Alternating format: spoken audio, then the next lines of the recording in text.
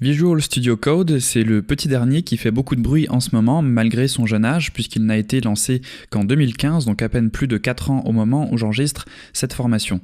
Tout comme Sublime Text, Visual Studio Code gère de nombreux langages de programmation, dont Python. Comme Sublime Text encore, il dispose de nombreux plugins qui vous permettent d'ajouter de nombreuses fonctionnalités qui ne sont pas forcément présentes de base. Alors à la différence de Sublime Text par contre, vous n'avez pas besoin d'acheter de licence pour l'utiliser sur le long terme, donc c'est quand même un gros avantage. Là où il est meilleur que Sublime Text, je trouve, c'est dans l'exécution du code Python. Sublime Text vous permet d'exécuter du code Python directement à l'intérieur de l'éditeur, mais c'est assez compliqué quand vous voulez par exemple passer rapidement de Python 2 à Python 3. Il y a plusieurs fichiers à créer, c'est pas forcément très intuitif, alors qu'avec Visual Studio Code, c'est plus simple, et c'est donc une des raisons principales pour laquelle on va l'utiliser pour cette formation.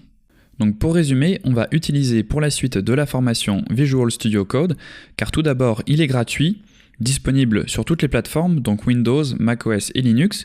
Il permet en plus d'exécuter facilement du code Python, que ce soit Python 2.7, 3.4, 3.6, donc peu importe la version, et aussi il est léger et rapide à ouvrir, contrairement par exemple à un autre programme qui est aussi très utilisé dans la communauté Python, qui s'appelle PyCharm et que je vais vous présenter dans la prochaine partie.